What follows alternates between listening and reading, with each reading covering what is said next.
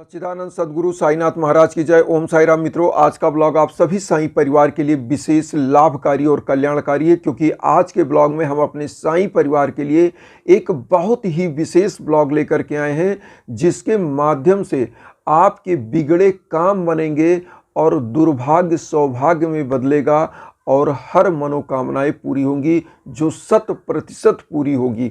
यहाँ पर एक चीज़ हम इस उपाय को बताने से पहले बताना चाहते हैं। लिखा हुआ है किसी ने कि हिम्मते मर्दा मर्दते खुदा, मतलब जो व्यक्ति हिम्मत के साथ प्रयास करता है उसका साथ ईश्वर भी देता है। और एक चीज़ और आप जान लीजिए कि जहाँ पर आपका प्रयास समाप्त होता है, अगर आपके अंदर श्रद्धा और सबरी दो चीज़ विद्यमान है, जो साईं बाबा कहते थे, तो यह दो चीज़ है, तो वहीं से आपके साथ ईश्वर का प्रयास शुरू हो जाता है। जहाँ से आपका प्रयास समाप्त होता है और आपका प्रयास समाप्त होने के बाद अगर आप असफल होते हो, तो वहीं से ईश्वर का प्रयास शुरू होता है और आप सफलता के परचम लहराते हो।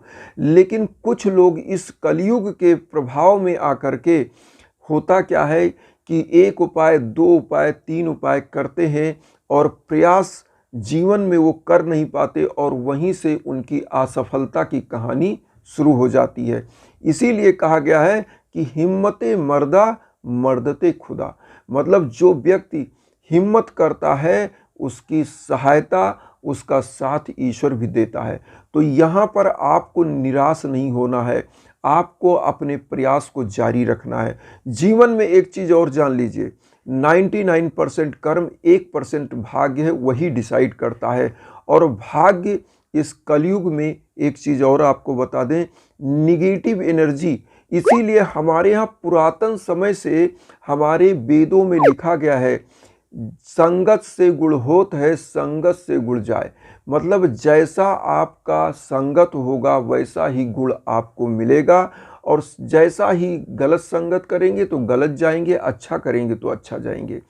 इसलिए यहाँ पर कहने का तात्पर्य है कि हमेशा अच्छे विचारों को ग्रहण करना है, अच्छे मार्ग का अनुसरण करना है, गरीबों दीन दुखियों का सहयोग करना है। हमारे साईं की यही शिक्षा है। साईं बाबा अपने जीवन काल में, अगर आप साईं सच्चरित्र पढ़ते हैं तो समस्त उनकी शिक्षाओं का, उनकी जो जीवन गाथाएं हैं, लीलाएं हैं, वो कहीं ना कहीं गरीबों दीन दुखियों जीव जंतुओं का सहयोग था। और बाबा ने यही करके एक ऐसे गांव को, शिरडी को, जो उस समय बहुत ही बैकवर्ड था, पिछड़ा हुआ था, एक ऐसा शिरडी बना दिया कि आज आप जाएंगे तो बाबा की वहाँ कृपा आपके एक एक कण में आपको नजर आएगी। और वही कृपा जो व्यक्ति बाबा में आस्था रखता है उसके घर परिवार पर बनती है। तो आज मैं बाबा का जो उपाय लाया हूँ, बहुत ही श्रद्धा और आस्था के साथ, सब्र के साथ इस उपाय को करिए। निश्चित आपके जीवन में एक नए अध्याय की शुरुआत होगी।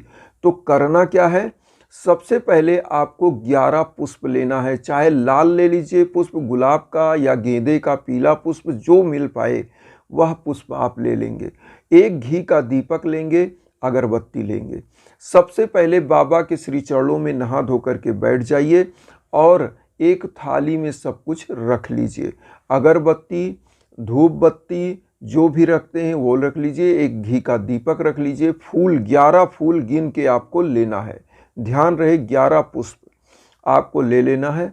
और लेने के बाद आपको बाबा के सम्मुख 11 वचन बोलना है। आप सभी लोग 11 वचन जानते होंगे, तो 11 वचन 11 बार पढ़ना है। और 11 पुष्प आपके पास है, तो आपको करना क्या है, एक पुष्प आप ऐसे ये हाथ लगाइए, बायां हाथ दाहिने हाथ में लगा लीजिए, जो पवित्रता का भाव तो नहीं, ऐसे हाथ क्या करिए, हाथ में जो भी पुष्प लीजिए हाथ जोड़ लीजिए ऐसे, और बाबा के सम्मुख क्या करिए, ऐसा ध्यान करिए कि जैसे आप शिरडी में बैठे हुए हैं। सबसे पहले पहला पुष्प अर्पित करने से पहले आपको करना क्या है, पुष्प को हाथ में लीजिए, अपनी समस्त मनोकामनाएं जो मांगना चाहते हैं, जो आपके यहाँ दुख दर्द है, वह सब बाबा से अपने मन में बोलिए। जिस प्रकार से किसी व्यक्ति से, माता पिता से आप अपने दुख को, दर्द को बयां करते हैं, उसी प्रकार से आप बोलिए कि प्रभु हमको धन लक्ष्मी दीजिए, हमको दुखों से कष्टों से मुक्ति दीजिए, घर परिवार में सुख शांति लाइए। और ऐसा बोलने के बाद अब आपको करना क्या है, सबसे पहले आपको बाबा का 11 वचन बोलना है। तो जब पहला पुष्प चढ़ा रहे हैं तो पहला 11 वचन, इसी तरह से 11 पुष्प आपके पास है तो 11 बार 11 वचन बोलना है। 11 वचन क्या है मैं सबसे पहले बता दूं। 11 वचन है, जो शिरडी में आएगा आपद दूर भगाएगा, चढ़े समाधि की सीढ़ी पर, पैर तले दुख की पीढ़ी पर, त्याग शरीर चला जाऊंगा, भक्त हेतु दौड़ा आऊंगा, मन में रखना दृढ़ विश्वास, करे समाधि पूरी आस, मुझे सदा जीवित ही जानो, अनुभव करो सत्य पहचानो, मेरी शरण आ खाली जाए हो तो कोई मुझे बताए, जैसा भाव रहा जिस जन का वैसा रूप हुआ मेरे मन का, भार तुम्हारा मुझ पर होगा, वचन न मेरा झूठा होगा, असहायता लो भरपूर, जो मांगा हुआ नहीं है दूर, मुझ में लीन वचन मन काया, उसका ऋण ना कभी चुकाया, धन्य धन्य वह भक्त अनन्य, मेरी शरण तज लेना अनन्य, ओम शाई ओम शाई।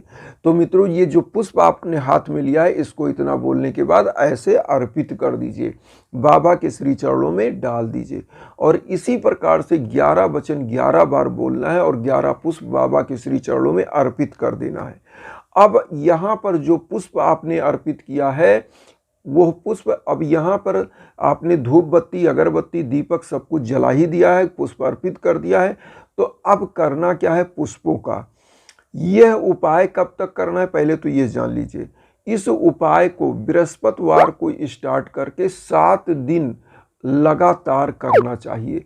अगर 7 दिन लगातार मतलब बृहस्पतिवार से स्टार्ट करके बृहस्पतिवार तक लगातार आप इस उपाय को अगर कर लेते हैं तो निश्चित आपकी मनोकामनाएं पूरी होती ही होती हैं। और एक चीज़ बता दें, इस उपाय को करने के बाद आप इसका परिणाम मतलब फर्स्ट डे से लेकर के और 6 महीने के अंदर तक में आप इसका परिणाम देखेंगे। और यहाँ पर एक चीज़ जानिए, अब जो पुष्प आप अर्पित करते हैं इसको करेंगे क्या। सबसे पहले तो आप जान लीजिए, इस पुष्प को कहीं ऐसे जगह नहीं फेंकना है जहाँ पैर के नीचे पड़े।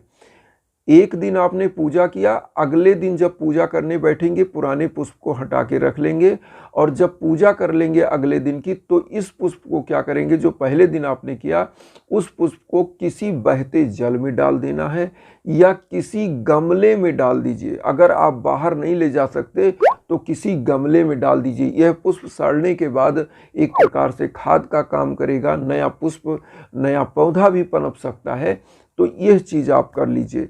और इससे क्या होगा, एक तो पवित्रता का भाव रहेगा आपके मन में कि आपने ऐसे जगह डाला जो पैर के नीचे नहीं पड़ेगा। और बहते हुए जल में अगर आप डालते हैं तो बहुत अच्छा माना जाता है कि क्योंकि ऐसी मान्यता है कि जो ग्रह गोचर होते हैं वह समाप्त होकर पानी के साथ उसी पुष्प के रूप में बह जाते हैं। तो ये कर सकते हैं। अगर नहीं कर सकते तो गमले में कहीं भी या किसी पेड़ के नीचे उसको क्या करिए कि डाल दीजिए, जहाँ पैरों के नीचे ना पड़े, बस ये समझ के डालना है।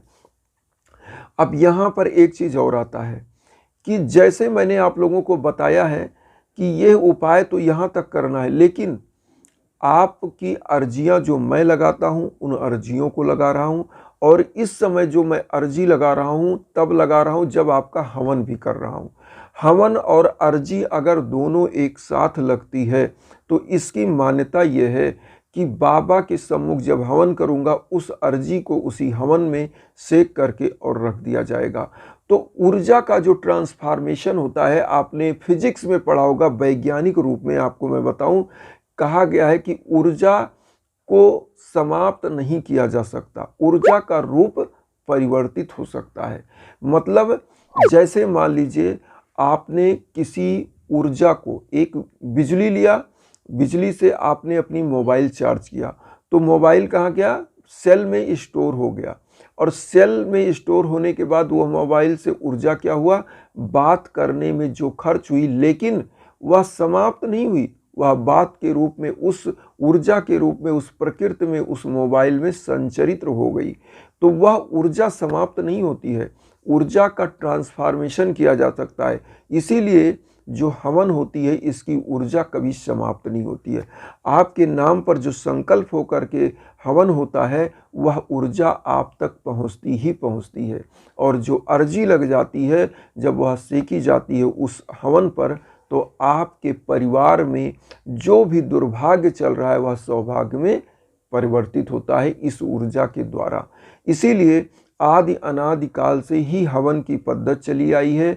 बाबा खुद शिरडी में धूनी जलाते थे और आज भी बाबा के द्वारा प्रज्वलित वह धूनी है जिसकी ऊदी का हम लोग प्रयोग करते हैं, जो औषधि के रूप में काम करती। तो इसी प्रकार से हवन के लिए मैं आप लोग को इंस्टाग्राम का भी लिंक देता रहता हूँ, आप इंस्टाग्राम पे आएँ।